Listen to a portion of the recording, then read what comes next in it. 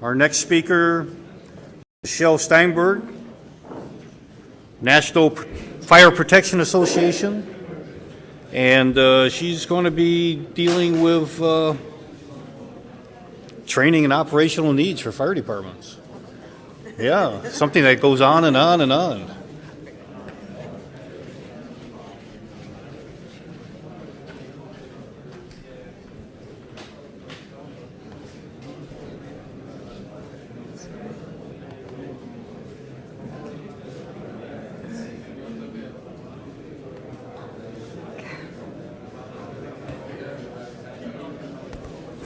Buenas tardes.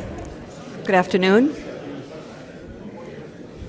My name is Michel Steinberg, and I'm very honored to be here. I've just joined the board of the IAWF, and I work for the National Fire Protection Association in the U.S., NFPA. Today, I'm going to be speaking to you about a study that was led by my colleague Hilton Haynes, who will follow my presentation. So I actually have him in the room. It's always nice. He can correct me if I'm wrong. And this is dealing with a qualitative study. So with no further ado, you do not have to read this whole slide.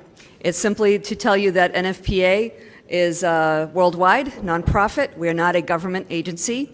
We are based in Boston, Massachusetts. And we do work around the globe, not only on codes and standards, but outreach and advocacy, including wildland fire. So one of the things that NFPA has been doing for a number of years is analyzing data about wildfires. What we see in the U.S. is a big divide in the data between the federal and state agencies, such as the U.S. Forest Service and State Forestry, in reporting on wildfires. Is a completely different system than the large database of fire incidents in the U.S. from local firefighters. So that is the National Fire Incident Reporting System. INFRS is a bad acronym. But the point of this is the national or federal statistics show 63,000 wildland fires. This is in 2014. This is a typical year. 112 of those were large enough and intense enough that they were responded to by what we call a hotshot crew, so bringing all your forces together to fight the fire. So in terms of very large fires on national or public lands, you have 63,000 fires, only 112 large enough to warrant the kind of response that you see in the media. Meanwhile, in local fire departments where, for instance, most of the eastern United States, you do not have the presence of the large federal land management agencies, and so you have local volunteer and career fire departments responding to these fires on the order of about 300,000 or so a year, about 900 a day. These may be very small, but they're significant in terms of the impact. So this is actually combining some pieces of both sets of data, local and national or state, and it shows you that in spite of some of the very large fires we have in the western United States, that blue area, we actually have many, many more fires in the south, and we have significant numbers in the northeast and the Midwest. This bears out every year.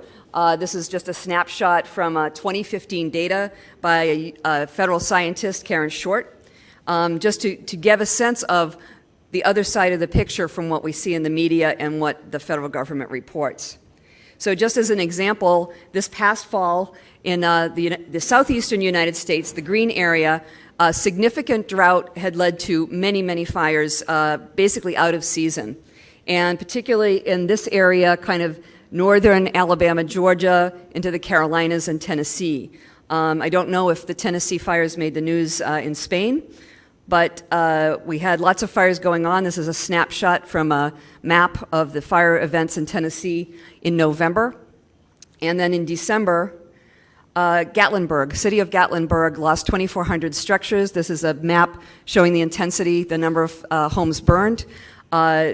14 civilians lost their lives in this fire. It was absolutely devastating. So this is, again, the picture of the non-Western fires, trying to look at the whole picture of wildfire across the United States and getting the experience of what goes on, especially when it's local fire departments responding. So NFPA has done large surveys, and Hilton will be talking about this in a moment, so I won't go into this deeply, but you can see since 2001, the large number of local fire departments that answer these surveys, we're up to about 88% recently that say at some point we respond to what we call a brush, grass, or forest fire, a wildland fire. So 88% of all of our fire departments have this responsibility. And so we wanted to dig into this to talk about what's the most important elements of your program in terms of protecting resources, but particularly homes and communities in the wildland-urban interface, and how are you overcoming barriers that you face? How are you adapting to risk with the resources that you have? So this study, I just had to alter my slide to put this beautiful image on there. The study actually was published this week and is on our website. So we interviewed 46 fire chiefs and senior line officers from about a little over half of the rural areas and 20 urban areas in these different states. These were volunteers. We can't give you all their names because they were under anonymity and did hour-long interviews plus some surveys on some quantitative data. Again, the most salient points of this we'll come out with. We wanted to identify lessons learned and the best practices that we currently observed. We wanted to identify motivators and barriers to change for the better. And when having to make changes, how did those fire departments choose their priorities? So as volunteers, they self-selected, and we kind of went in with an assumption these are the best people, these are the best fire departments locally because they really want to tell us their story. But we did find some findings and recommendations that are in the report about some challenges and weaknesses. So one of the big challenges, adequate and up-to-date equipment. This goes anywhere from tools that they use to vehicles to their personal protective gear. Risk-appropriate training. So all firefighters in the U.S. are trained to fight fire in a structure. Not all of them are adequately trained to fight fire in the wildland-urban interface or the wildland. Health and fitness is also an issue. So for example, with risk-appropriate training, we talked about chainsaws. You see an appropriate use in this photograph of a sawyer here dealing with the interface, but many firefighters are trained to use a chainsaw in a structure. Completely different issue to using it out in the wildland. They don't have everybody formally trained. Not everyone who goes on these and might be handed a chainsaw knows what they're doing. They don't all have PPE, although that's a smaller number. And the different roles they're just kind of borrowing gear in a lot of cases. So again, even though we're talking to the best of the lot, they have this problem. With fire apparatus, there's a lot of variations about in my area what will be the best truck vehicle for me to have. They do have to look at their budget and make some pretty thoughtful choices, and so many of them have made very good choices. However, we have evidence of risk-inappropriate choices. Type 1 engine is a great, big, huge fire engine you would use on pavement in a structural situation. You do not want one in the interface, but if somebody's selling you one, maybe you're buying one. So, sorry, just went backwards there. Woo! I have a very excited computer. Let's see.